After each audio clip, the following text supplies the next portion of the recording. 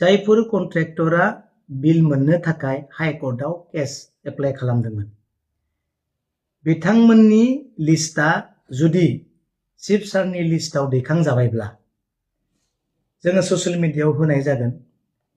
दिनै नोंथांमोननो बेखौनो फोरमायनो नागिरदों जायफोरनि लिस्टआ हाइकर्टआव दैखांजादों आरो हाइकर्टआव एप्लाइ खालामनायनि उनाव चिफ सारनिफ्राय लिस्टेड खालामजादों बिथांमोननि लिस्टआ दासिमबो अफिसावनो गोग्लैनानै दङ अर्थात बिथांमोननि जितु नांगौ डकुमेन्ट्स प्रप'जेलफोर दङ बेखौ बिथांमोना गावबा गाव डिभिजननिफ्राय लाना फैनानै फाइलखौ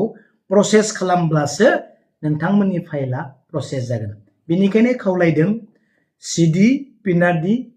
आरो पिडब्लिउडि बे मोनथाम डिपार्टमेन्टआव बांसिन केस खालामनाय स्किमफोरा दङ बिथांमोन केस खालामनाय स्किमफोरा जुदि लिस्टआव दैखांजाबायब्ला नोंथांमोना बे लिस्टखौ लानानै प्रसेस खालामनो थाखाय केरानिजों आरो अफिसारजों जगाजग खालामनानै फाइलखौ प्रसेस खालामनांगौ 15 तारिखनि आगोल नङाब्ला जोंहा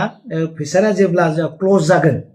इयार एन्डिंनि थाखाय नोंथांमोनहा उसुबिदा गोग्लैगोन गोबाङा दासिमबो नायफैयाखै आरो ओरैनो गोग्लैनानै दङ होनना जों मिथिदों बेनिखायनो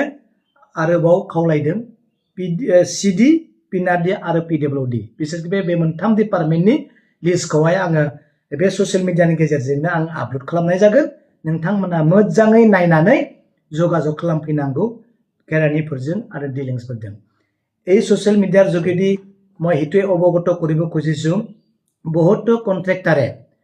বিভিন্ন ডিপাৰ্টমেন্টত বিল পাবৰ কাৰণে হাইকোৰ্ট কৰিছিলে মই তিনটা ডিপাৰ্টমেন্টৰ কথাটো মই ক'ব ওলাইছো পিডব্লিউডি সিডি পিনাৰডি এই তিনটা ডিপাৰ্টমেন্টৰ যিবিলাক কেছ কৰিছিল এই কেছ কৰা স্কিম বিলাকক লিষ্ট কৰি চিফ সাৰৰ পৰা এপ্ৰুভ কৰা হ'ল আৰু এই লিষ্টত থকা কন্ট্ৰেক্টৰ বিলাকে এই লিষ্টটো চাই পেলাই